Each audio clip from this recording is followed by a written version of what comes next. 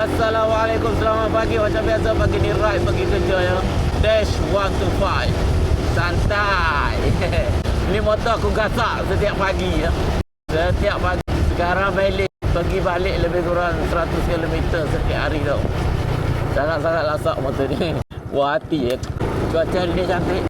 Setakat aku pakai motor ni, aku rasa aku tak banyak nak komplain lah. Okey lah bagi aku. Untuk jarak dekat, untuk daily, kalau tak nak sakit kepala, maintenance, boleh pakai lah motor.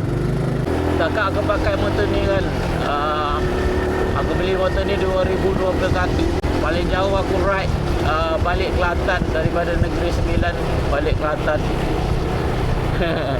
Jauh. Motor ni apa yang pernah aku tukar?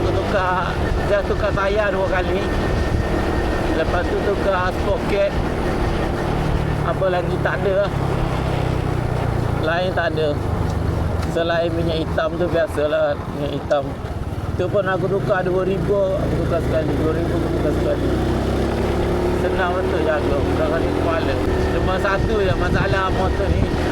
Aku rasa bukan motor ni je. Motor Honda mana-mana pun masalah dia seat dia keras.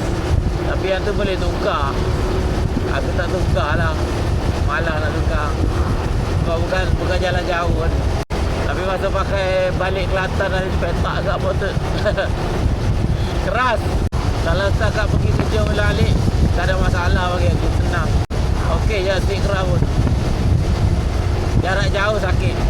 Aku dah lewat nak pergi kerja ni hai. Sekarang dah pukul 9. Dah lewat 1 jam. Habis lah. Kosong betul jalan pagi ni. Mana semua orang lah. Tidur ke? Dah pukul 9 tu, tidur ke? Sampai tempat kerja kot. Kalau motor ni motor pakcik surau, tapi aku enjoy je. Sebab aku ni bukan jenis laju. Jelek kan. Bawa 60, 80. Aku tak suka laju-laju, takut. Jadi jenis seorang yang gayak tau. Cepat kecil perut. Tak boleh laju-laju. Mungkin faktor umur lah. Faktor umur dah tua. Muda dulu tak fikir sangat. Sekarang bawa motor pun fikir nak fikir. Masalah sekarang kalau naik kereta, kota 200 tu tak cukup. Memanglah orang tak habiskan 200 liter tu. Wajimat. Agak-agak nak cukup naik motor lah macam aku kan. Memang tak boleh naik kereta.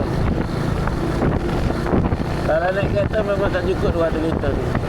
Apa punya kepala otak lah fikir. Ni dalam 5 minit lagi sampai lah. Tak jauh dah. Untuk jalan sini dia tak berapa sibuk. Tapi kalau waktu puncak, waktu orang pergi kerja, waktu orang balik kerja, sibuk je lah ni. Dengan lori lagi. Memang kawasan industri kan. So alhamdulillah aku dah nak sampai tempat kerja. InsyaAllah kita jumpa lagi. Meow! Meow!